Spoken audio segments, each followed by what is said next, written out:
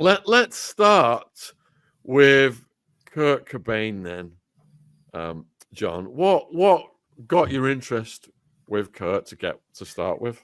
So, like most of America, I really appreciated his music. I was into these independent label bands, and then when he broke onto the scene from Seattle, first from an indie label, and then got signed with Geffen Records, I was leery of a mainstream, like, top 10 guy at first, but then after hearing Nevermind, like everyone else, like most people, I really loved it, and loved his music, and really appreciated his political stance too. He had a radical, kind of leftist political stance that I had at the time.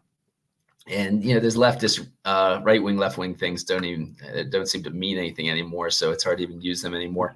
But he was, at least in America, I'll say, but he was just so did a lot of great things with his music, and I really liked his things he said in his interviews, and had good activism behind him too. But the problem was, it appeared that somebody pushed Courtney Love into his life. Courtney Love got him using cocaine regularly for the first time in his life. And let's call it the white. We're going to use the colors. Oh, geez, I forgot. I'm so sorry. You're right. Keep going. You're fine. You're fine. So yeah, she got him using brown. I meant to say, I don't know why I even said what I said. I meant to say using brown regularly. Okay. And because she was an addict, and she had been an addict for many years, since her early teen years, according to her biological father. And so that was, she had an incredibly problematic life, which we'll get more into, I'm sure.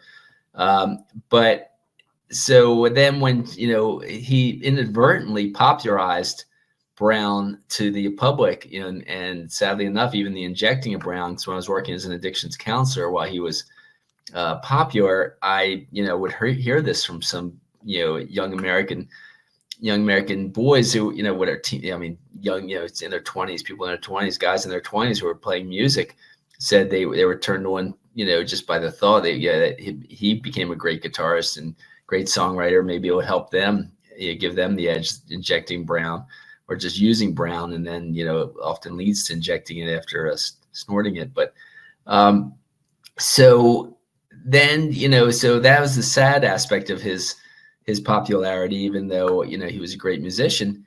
And then when he partly was using it because he had this massive stomach problem that he couldn't fix. And when he finally found a cure for his stomach problem and the right medicine, he talked about it in interviews, and then gave it up. Said he was sober for a year, and all other people around him that toured with him said, yeah, he wouldn't touch anything. He wouldn't even touch green, okay, for that code word. Anyway, and so that's was what was going on with him. And then, but certain other people pretended like he did still have a problem at the very end of his life. And Courtney Love appeared to, well, according to Eldon Hoax, he said, and he had an eyewitness agree to it, that she came and offered $50,000 to him to what she said was blow her old man's head off. And so I have that in my film, like I had it in the previous film. And your great documentary filmmaker, Nick Broomfield, did film a long segment of Eldon Hoax saying it, explaining where he was supposed to go to carry it out, and saying that when he happened to be on tour when Courtney Love did that, when it came to follow through with saying, okay, well, here's the money and go do it now, and because he was on tour, she offered it to someone else, and he actually said the name of the person she offered it to. And so that was the last witness to Eldon Hoax's death a few days after that filming for Nick Broomfield. And so that was, terrible thing that happened to the music world and, everyone who loved Kurt Cobain and Nirvana. And so, but in my film, I get into what happened after all I covered in Drugs as Weapons Against Us, the CIA War on Musicians and Activists. And what happened afterwards was the fact that tons of people sent letters to the FBI saying, look at the film Kurt and Courtney, look at all this other evidence, the film. Oh, geez, just leaves me now, but I have segments of it in my film. But film by just forgot his name, but where there's another film that came out that basically covers has real audio tapes of the detective who was investigating. Courtney Love hired a private detective after that, and that private detective was a former LA Sheriff's Department officer, murder detective, and he ends up saying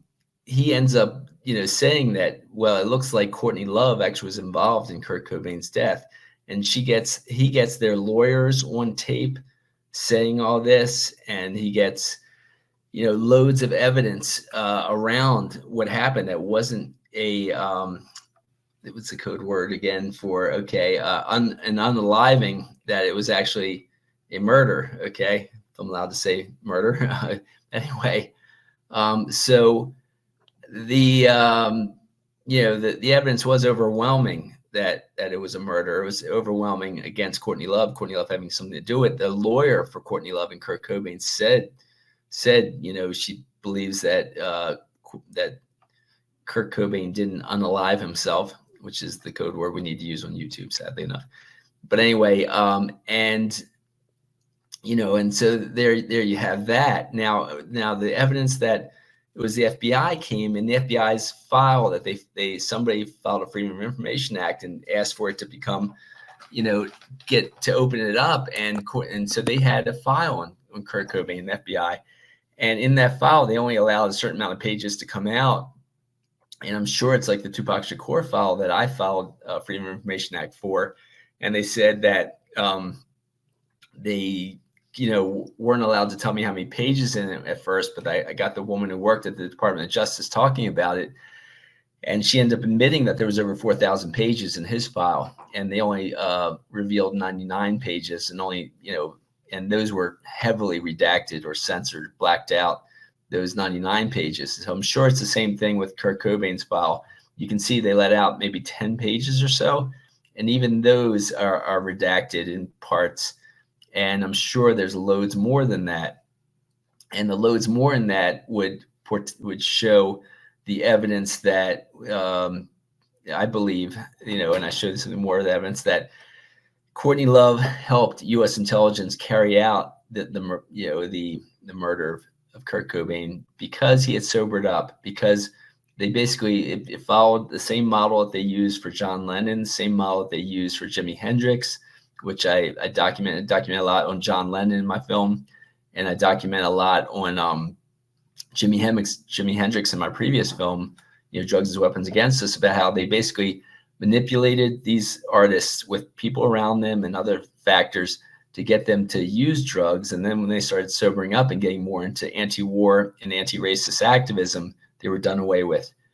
And that's the basic model that happened with a number of these music stars, Janis Joplin and others. Janis Joplin was trying to sober up and was gotten clean before she someone tempted her with a kind of hot shot. And there's just loads of evidence in my book, Drugs as Weapons Against Us, and my film, Drugs as Weapons Against Us. In this film, I show the continuation of that evidence, but greater evidence since the last film. And so the FBI file basically has the fact, they said that it couldn't investigate the case because it wasn't in their jurisdiction, but I show the evidence that it was in their jurisdiction, because Eldon Hoke offered that gave that interview that Courtney Love traveled from Seattle, Washington to Los Angeles, California, where he lived, said, "I'll give you $50,000 to blow my old man's head off, Kurt Cobain's head off." And so that is crossing state lines to commit murder. And so when you cross state lines, I show the documents that say that means it falls into the FBI's jurisdiction. And so they're lying. The FBI's lying. The FBI had that film, had the footage of all that. As it's stated in their documents. In the FBI file, they said, everyone said, look at this footage, and so they could have seen. Of course, it's within their jurisdiction, but they're lying.